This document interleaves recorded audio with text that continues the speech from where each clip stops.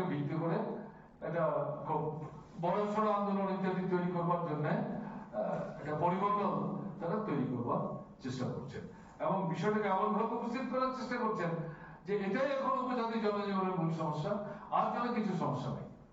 আপনারা দেখছেন তারা তো এখন Tripura tribal areas autonomous district council তার 5 বছর প্রায় পূর্ণ হতে চলেছে, আর মাস 2 দিনের পর এটা শেষ হবে, ভোটে যেতে হবে। এটা গ্রাম পঞ্চায়েত না, এটা সংবিধানের সৃষ্টি, যেটার জন্য লড়াই করেছিল বামফ্রন্ট সরকার এবং বামপন্থী ফ্রন্ট মার্কসবাদী কমিউনিস্ট পার্টির নেতৃত্বে। সপ্তম তফসিল না, যে কোনো সময় সপ্তম তফসিলে যদি জেলা পরিষদ তৈরি হয়, সরকার পরিবর্তন হলে পর যারা এটা পছন্দ করে না তারা এক কলমের কুচে এটা ভেঙে দিতে পারে। এটা যদি করতে না পারে তার জন্য মার্কসবাদী কমিউনিস্ট পার্টির উদ্যোগে গণমুক্তি পরিষদের প্রত্যক্ষ অংশগ্রহণের মধ্য দিয়ে বামপন্থী আন্দোলন ষষ্ঠ তফসিল চাই।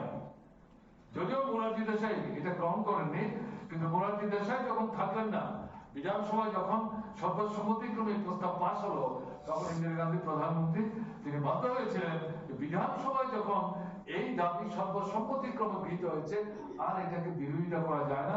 যদিও তিনি জানতেন ত্রিপুরায় তার দল কংগ্রেস তারা কিন্তু এই ষষ্ঠ তফসিল আর সপ্তম তফসিলকে তারা তো জেলা পরিষদেরই পক্ষে না।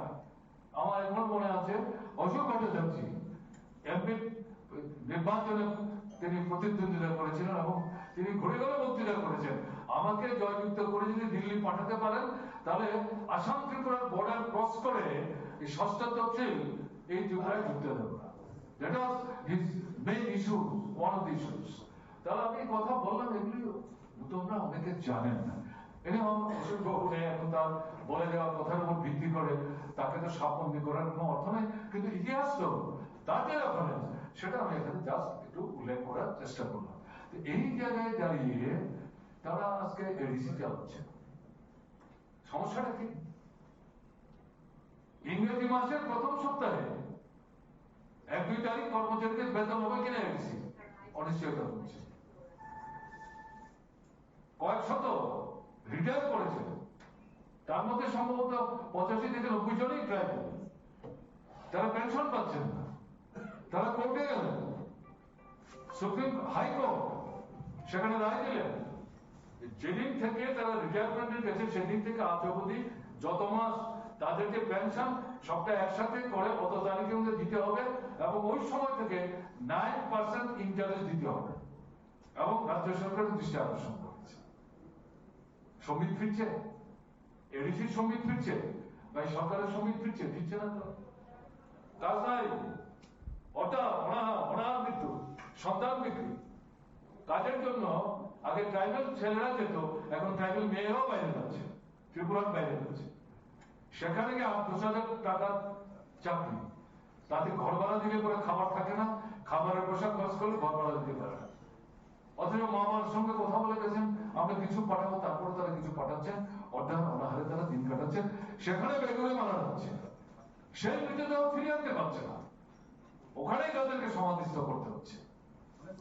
রাস্তাঘাট অচল, বিদ্যুৎ ত্রিপুরা উদ্বৃত্ত, বাংলাদেশে বিক্রি করে আমরা 70-80 কোটি টাকা রোজগার করতাম, এখন ত্রিপুরায় জায়গায় জায়গায় দেখা যাচ্ছে অন্ধকারে ঘন্টার পর ঘন্টা কাটাতে হচ্ছে। সেচ ব্যবস্থা ভেঙে পড়েছে, পানীয় জল ব্যবস্থা সেখানে পরিস্থিত পানীয় জলের যে ব্যবস্থা এগুলো নষ্ট হয়ে গেছে, বাজার হাট সেখানে তস্তক হয়ে গেছে, স্কুলে একটা সমস্যা নাই, পড়াবার মাস্টারমশাইয়ের সংখ্যা কম, কলেজের প্রিন্সিপাল নাই, সাবজেক্ট পড়াবার জন্য অধ্যাপক নাই, হাসপাতালে ডাক্তার কম, নার্স কম, স্বাস্থ্যকর্মী কম, 7টা ঔষধ, জীবনদায়ী ঔষধ বামফ্রন্ট সরকার বিনা পয়সায় গরিব মানুষকে আমরা দেওয়ার ব্যবস্থা করতাম, সব বন্ধ। সাধারণ ছোট্ট একটা অপারেশন করতে গেলে পর সুই সুতা গজ ব্যান্ডেজ এটা রোগীর পরিবারকে কিনে দিতে হচ্ছে। গ্রামের ডাক্তার বাবু রোগীকে হাসপাতালে ভর্তি করে দেয় সাহস পান না, কেন? বলছে ভর্তি করলে তো খাওয়াতে হবে, পয়সা কোথায়? পয়সা নেই তো, আলাদাভাবে পাঠিয়ে দিচ্ছে, জেলা হাসপাতালে পাঠিয়ে দিচ্ছে। বলে কি করে যাবো? বলো না আমরা অ্যাম্বুলেন্স আছে, অ্যাম্বুলেন্স দিয়ে দেবো। খুশি। ড্রাইভারের কাছে গেলে বলছে ড্রাইভার পয়সা দিন, পেট্রোল ডিজেল কিনতে হবে। আরে কি বলছেন? বলে পেট্রোল ডিজেল নাই তো। পেট্রোল ডিজেলের পয়সা যদি আমরাই দিতে পারতাম তাহলে হাসপাতাল আসছি কেন? আমরা তো প্রাইভেট ডাক্তারের কাছে গিয়ে দেখিয়ে তার পরামর্শ নিয়ে এখান থেকে বাজার থেকে ওষুধ কিনে যেতে পারতাম, তোমাদের কাছে কেন আসতাম? এগুলো তো মানুষের কাছ থেকে শোনা, আমাদের তৈরি করা কথা না। ট্রাইবাল এলাকার মায়েদের বোনেদের সখ্যাতে এই কথাগুলি বলছেন এবং তারা নিজেরাই বলছেন নিজেদের পায়ে নিজের আমরা গৌরব বেড়েছি। এই ভুল আর যাতে ভবিষ্যতে আমরা না করি, এই তিক্ত অভিজ্ঞতা থেকে আমাদের এই শিক্ষাটা হচ্ছে। তাহলে এর জন্য দায়ী দেখে এডিসিরা কে চালাচ্ছে? ত্রিপুরা এরাই সাহায্য করছে দেশের নির্বাচনে। এই বিজেপি সরকার থেকে টিকে থাকতে না হলে পরে তো উপজাতি ভোটারদেরকে যদি তারা বিভ্রান্ত করতে না পারতেন তাহলে এই সরকার আসতে পারে না। তাহলে এই জায়গায় দাঁড়িয়ে দেখবেন কয়েক মাস পরে পরেই নতুন স্লোগান আমদানি করছে। যখন দেখছে এটা আর জনগণের দৃষ্টি আকর্ষণ করতে সেভাবে সক্ষম হচ্ছে না, তখন এটা পরিবর্তন করে একটা করে নতুন স্লোগান। এখন সর্বশেষ স্লোগান একটা স্কুলে এটা অনেকটা ছোঁয়া ছেড়ে মতো। এই স্কুল যদি করতে পারে এই বিষয়ে তাহলে আমরা কেন করবো? এইভাবে দেখা গেল শুধু আগরতলা শহর না, ছড়িয়ে পড়তে থাকলো সাবরুম থেকে ধর্মনগর পর্যন্ত। তখন কি হয়, সব মিলে মহকুমায় হচ্ছে 10টা আর জেলা হচ্ছে একটা, রাজ্য একটা, জেলা একটা, এবং কলেজের সংখ্যা খুব কম। এবং কলেজগুলি তো তখন ইঞ্জিনিয়ারিং কলেজ হয়ে গেছে, পলিটেকনিক আছে, তাকে যদিও পলিটেকনিক ইনস্টিটিউট, তারা নিজেদেরকে পলিটেকনিক কলেজ বলতেই গর্ব অনুভব করতেন। সেটা ছিল, এটা অনেকটা কলেজ পর্যায়ের মতোই। মহিলাদের কলেজ, কৈলাসহর বেসরকারি কলেজ, বিলোনিয়া বেসরকারি কলেজ, এই ছিল কলেজ। এই কলেজগুলির মধ্যেও কিন্তু আন্দোলন সংগঠিত হচ্ছিল এবং সমস্ত আন্দোলনগুলি যাদের প্রতিষ্ঠান ভিত্তিক যে সংস্থাগুলো এবং সবগুলোই শিক্ষার প্রশ্নের সাথে ওতপ্রোতভাবে যুক্ত এবং অত্যন্ত প্রাসঙ্গিক। সেদিক থেকে এই যে দাবি সনদ, এই দাবি সনদ যখন বিভিন্ন স্কুল কলেজ থেকে ত্রিপুরা রাজ্য ছাত্র ফেডারেশনের নেতৃত্বের হাতে আসতে শুরু করলো এবং এই আন্দোলনগুলি প্রায় 80 থেকে 85% আন্দোলনে তৎকালীন ত্রিপুরা রাজ্য ছাত্র ফেডারেশনের নেতৃত্ব প্রত্যক্ষভাবে সরাসরি এগুলো সংগঠিত করার ক্ষেত্রে এবং আন্দোলন পরিচালনার ক্ষেত্রে গুরুত্বপূর্ণ ভূমিকা নিয়েছেন। স্বাভাবিকভাবেই তাদের প্রাতিষ্ঠানিক দাবি সনদ তৈরি করা, আন্দোলনের পর্যায়, ধরন, চেহারা কি হবে সেই সম্পর্কে পরামর্শ থেকে আরম্ভ করে সমস্ত ক্ষেত্রে তাদের একটা গুরুত্বপূর্ণ ভূমিকা ছিল। স্বাভাবিক কারণে এই বিভিন্ন প্রতিষ্ঠানের দাবি সনদগুলো ছাত্র ফেডারেশনের নেতৃত্বের হাতে আসে। এগুলো পরীক্ষা নিরীক্ষা করার পর, ব্যাখ্যা বিশ্লেষণ করার পর তার থেকে 45 দফা কমন চার্টার অফ ডিমান্ড শিক্ষা সংক্রান্ত সেই চার্টার অফ ডিমান্ড তৈরি হয়। তার মধ্যে ত্রিপুরা রাজ্য ছাত্র ফেডারেশনের প্রথম ত্রিপুরার কোন ছাত্র সংগঠন যারা এই 45 দফার মধ্যে অন্যতম দফা হিসেবে অন্তর্ভুক্ত করেছিল কম্পরক ভাষাকে রাজ্য ভাষার স্বীকৃতি দিতে হবে। কম্পরক ভাষা মাতৃভাষা, এটা আমাদের সাংবিধানিক অন্যতম নির্দেশাত্মক নীতি অন্তর্ভুক্ত। এই ভাষায় যদি কোন ছাত্রছাত্রী তার নিজের ভাষায় যদি তার বিদ্যালয়ে পড়তে চায় তাহলে সরকারের এবং প্রতিষ্ঠানের দায়িত্ব হচ্ছে সেই ভাষায় তাকে বিদ্যালয়ে পড়ার ব্যবস্থা করে দেওয়া। এটা উল্লেখ করে আমাদের এই যে দাবি সনদ ছিল তৎকালীন ত্রিপুরা রাজ্য ছাত্র ফেডারেশন 45 দফার মধ্যে এই দাবিটা কিন্তু গুরুত্বপূর্ণ স্থান সেখানে দখল। আমাদের কোনো আপত্তি নেই, এই দাবি তোলাটা অপরাধ না, এটা ডেমোক্রেটিক রাইটসের মধ্যেই পড়ে।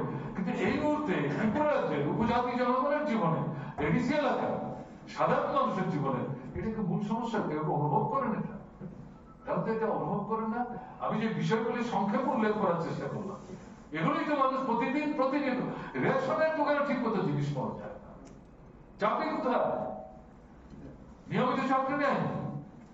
1 বছর দিন একজনকে চাকরিতে রাখছে, 8 মাস 9 মাস পর ছাঁটাই করছে, তারপরে এখান থেকে কিছু বাদ দিচ্ছে, দিয়ে ছেড়ে করে একটা ছোট্ট অংশ নেওয়ার চেষ্টা করছে।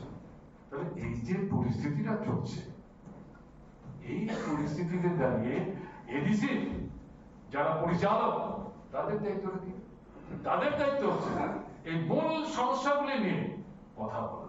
তারা বলছে না তো, বরং নিজেদের পিঠের চামড়া বাঁচানোর জন্য মানুষের খুব বিক্ষোভকে বিপথে পরিচালিত করবার জন্য এই জাতীয় এই মুহূর্তে যেটা নন ইস্যু, এই ইস্যুটাকে সামনে এনে একটা বিভ্রান্তির পরিমণ্ডল তৈরি করার চেষ্টা করছে। এবং আপনারা দেখছেন ট্রাইবেল নন ট্রাইবেলের মধ্যে বিরোধবাদ এক থেকে অপরকে সরিয়ে দেওয়ার চেষ্টা করছে তীব্রতা।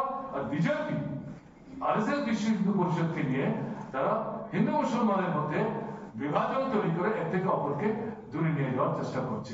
বলে এই সমস্ত বিষয়গুলি মিলে তারা একটা ধোঁয়াশা তৈরি করার চেষ্টা করছে, নন ইস্যুকে ইস্যু বানাবার চেষ্টা করছে। তাই এই কারণে বলছি যে আমাদের এদের এই যে প্রচেষ্টা, এই প্রচেষ্টার পেছনে যে তাদের যে কৌশল, এটাকে জনগণের সামনে কিন্তু উপস্থিত করতে হবে। হ্যাঁ ঠিক আছে, রুমালকে যদি গ্রহণ করে বলতে চাচ্ছেন মানুষ আপত্তি কি? আপত্তি নাই তো কিছু, কিন্তু এটাই তো এই মুহূর্তের বড় সমস্যা না। কাজে এই যে মূল বিষয়গুলো, এই বিষয়গুলো নিয়ে কিন্তু সামনের দিনে বৃহত্তর আন্দোলন আমাদের গড়ে তুলতে হবে। এবং এই সাথে এখন কি চলছে, ভোটার তালিকা সংশোধনের নামে তাদের বদল দেওয়া যে ইলেকশন কমিশন তাকে ব্যবহার করছে। দেখছেন আপনারা, বিহার দিয়ে শুরু হয়েছে, একটার পর একটা রাজ্যে তারা এই ভোটার তালিকা সংশোধনের নাম করে সেখানে শয়ে শয়ে ভোটারদের, এবং বিশেষ করে তার মধ্যে হচ্ছে মুসলিম সংখ্যালঘু, তফসিল অংশের মানুষ, শ্রমজীবী অংশের মানুষ, যাদের উপর বিজেপি আস্থা রাখতে পারছে না, তাদের নাম ভোটার তালিকা থেকে বাদ দেওয়ার চেষ্টা করছে। সে একটা ঘটনা। আপনার ওয়ার্কিং ক্লাসের যে অধিকার ব্রিটিশের বিরুদ্ধে লড়াই করে আদায় করেছে, স্বাধীনতার পর লড়াই করে দাবি আদায় করেছে, 29 থেকে 30টা গুরুত্বপূর্ণ গণতান্ত্রিক ট্রেড ইউনিয়ন রাইট এর সঙ্গে অর্থনৈতিক বিষয়গুলি যুক্ত, এগুলো বাতিল করে দিয়ে তারা 4টা কোড তৈরি করেছে এবং সেই কোড চালু করে দেওয়া পদক্ষেপ তারা গ্রহণ করেছে। এর বিরুদ্ধে মানুষ কিন্তু গর্জে উঠবার চেষ্টা করছেন। আগামী 12 ফেব্রুয়ারি সারা ভারতবর্ষে তারা ধর্মঘটের ডাক দিয়েছে, শ্রমিকদের যে ট্রেড ইউনিয়ন এবং তাদের সমর্থনের হাত বাড়িয়েছে কৃষকদের যে সংঘবদ্ধ মোর্চা, তারা সেখানে বলছেন আমরা তোমাদের সঙ্গে আছি। এবং এই সাথে দেখা গেল গত 18 থেকে 19 দিনের জন্য যে লোকসভার অধিবেশন হলো, সেখানে বিরোধীদের প্রায় তারা যে ইস্যুগুলো নিয়ে কথা বলতে চাইলেন, কথাই বলতে দিল না। প্রধানমন্ত্রী এবং তার পছন্দের লোকটা তারা ঠিক করতেন কোন বিষয়ে কথা হবে, তারা কথাটা বলবে, অন্যদের কথাটা বলতে দেবে। এবং সেখানে গিয়ে দেখা গেল রেলওয়ে বাতিল করে দিল। এটা লড়াইয়ের ফসল। বামপন্থীরা যদি 63 জন এমপি নিয়ে সেদিন ডক্টর মনমোহন সিংয়ের নেতৃত্বে কংগ্রেস সরকার তৈরি করতে সাহায্য না করতেন, তাহলে কিন্তু এই রেগা আইন তৈরি হয় না। এই রেগা আইনের যে সুযোগ, তার অর্থ দারিদ্র দূর হয়েছে ঘটনা তা না, ঘরে ঘরে কাজের ব্যবস্থা হয়েছে ঘটনা তা না, অর্থাৎ আমাদের তুলনামূলকভাবে খানিকটা নিয়ন্ত্রণের মধ্যে আনা সম্ভব হয়েছিল। এটা চাহিদার ভিত্তিতে কাজ, তার জন্য আলাদা করে বাজেট এটা নির্দিষ্ট কোনো অঙ্ক তা না। এই সমস্ত বাতিল করে দেয়, আমি বিস্তৃত যাচ্ছি না। এটা বলা যায় জনবিরোধী, মালিকদের স্বার্থ রক্ষা করার জন্য, শোষকদের স্বার্থ রক্ষা করার জন্য, মজুরদের নিংড়ে নেওয়ার জন্য নতুন যে আইন তারা তৈরি করেছে রামের নামে স্বামীর নামে, সেই আইন তারা সামনে এনে মানুষকে চাপে ফেলবার চেষ্টা করছে। এই যে বিষয়গুলো আমাদের রাজ্যের ভেতরে যে জ্বলন্ত সমস্যা, তার সাথে জাতীয় স্তরে এই যে 2-3টা গুরুত্বপূর্ণ বিষয় চলে আসলো, এগুলো বাদ দিয়ে আমরা কি করে চিন্তা করবো? এগুলো নিয়ে যাতে আমাদের ভাবনা চিন্তার কোনো সুযোগই না থাকে, সেই দৃষ্টিভঙ্গি নিয়ে তারা আমাদেরকে এদিক সেদিক নিয়ে যাওয়ার চেষ্টা করছে। তাই আমি আমার কথা শেষ করার আগে যেটা বলবো, যে এই জায়গাতে চোখ কান খোলা রেখে এই যে কৌশলী অবস্থান নেওয়ার চেষ্টা করছে একদিকে বিজেপি, আরেকদিকে তীব্রতা, তাদের চেহারাটা উন্মুক্ত করতে হবে এবং সাধারণ মানুষকে লড়াইয়ের ময়দানে সংঘবদ্ধ করে ন্যায্য দাবি যা হরণ করার চেষ্টা করছে তা রক্ষা করা, এবং যে দাবি তারা মানতে চাইছে না সে দাবি আদায় করার সংগ্রাম তীব্র করতে হবে। এটাকে বাদ দিয়ে আমরা যদি রোমানের কথার মধ্যে সব সীমাবদ্ধ থাকি, তাহলে কিন্তু এটা যথার্থ হবে না। এই কথাগুলো আপনাদের সামনে বলে আমাকে এখানে বলবার জন্য আহ্বান করা হয়েছে, কথা বলতে দিলেন, আমি বলতে পারলাম, তার জন্য আপনাদেরকে অভিনন্দন জানিয়ে আমি আমার কথা বলা শেষ করছি। ভালো থাকবেন। আলোচনা করতে গিয়ে যে মাত্র এই কঙ্কড় ভাষার প্রশ্ন আসছে, মুখ্যমন্ত্রী সত্যেন্দ্রনাথ সিংহ মহাশয় তিনি বলে দিলেন ট্রাইবেল ছেলেরা মেয়েরা তারা তো বাংলা ভাষায় কথা বলে, এই ভাষা তারা বুঝে, লেখাপড়া করছে। বাজার ঘাট, দোকান পাট, স্কুল, হাসপাতাল সব জায়গায় এই ভাষাই চলে। কাজেই তাদের তো কোনো অসুবিধা হচ্ছে না। হঠাৎ করে তোমরা এই ভাষা কেন এখানে দাবি করছো, কেন উস্কানি দেওয়ার চেষ্টা করছো? ভেরি ওয়ার্ড হি আকার। আমরা তো মানে প্রথম একটু মানে বিস্মিত হলো। মুখ্যমন্ত্রী এরকম ভাবে কথা বলছেন, তিনি তো স্বাধীনতা সংগ্রামী, সবচেয়ে বড় কথা তিনি এই রাজ্যের মুখ্যমন্ত্রী, এবং এই রাজ্যের মধ্যে একসময় উপজাতিরা সংখ্যাগরিষ্ঠ ছিলেন। ঐতিহাসিক কারণে তারা আজকে সংখ্যালঘুতে পরিণত। ত্রিপুরার তিনি মহারাজা, যার হাত থেকে ক্ষমতা হস্তান্তরিত হয়ে এই ত্রিপুরা সরকার তৈরি হলো, 30 সদস্যের বিধানসভা তৈরি হলো। এই রাজাদের মানে আদি অনাদিকাল থেকে তারা তো উপজাতির জনভুক্তির অন্তর্ভুক্ত ছিলেন। এই মাস্টার ডিগ্রি করতে চান বা রিসার্চ করতে চান, এই সুযোগ কিন্তু আমাদের ইউনিভার্সিটিতে থাকবে। বামফ্রন্ট সরকারের সময় এটা কিন্তু অন্তর্ভুক্ত করে তার ব্যবস্থা সেখানে করা হয়েছে। তো এ নিয়ে তো কোনো বিরোধ বিসম্বাদ কিছু নাই। আমরা শিক্ষা চাই, এই আন্দোলন হয়েছে, কিন্তু তারপরও ত্রিপুরা রাজ্যের এই দীর্ঘকালের যারা এই শাসক বর্গ, তারা বিন্দু মাত্র তাদের মাতৃভাষা ককবরকের প্রসারে, ককবরক সংস্কৃতির বিকাশে ন্যূনতম ভূমিকা নেই। এরকম একটা অবস্থায় 1887 খ্রিস্টাব্দে 1887, তার মানে হলো প্রায় আজ থেকে 135-37 বছর আগে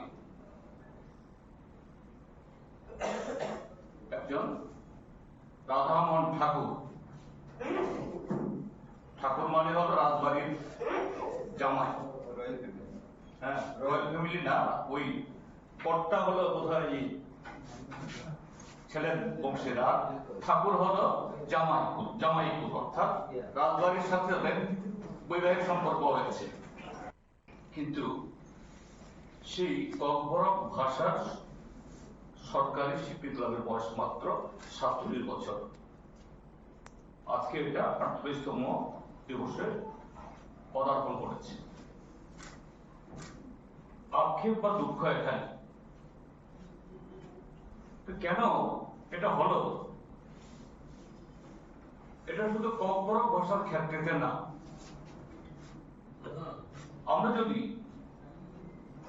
আমার সে অভিজ্ঞতাও নেই যে পৃথিবীর অন্য প্রান্তের ভাষা গুলি কিভাবে বিকশিত হয়েছে এটা বলা, কিন্তু আমাদের এই অঞ্চলে, এই ভূখণ্ডে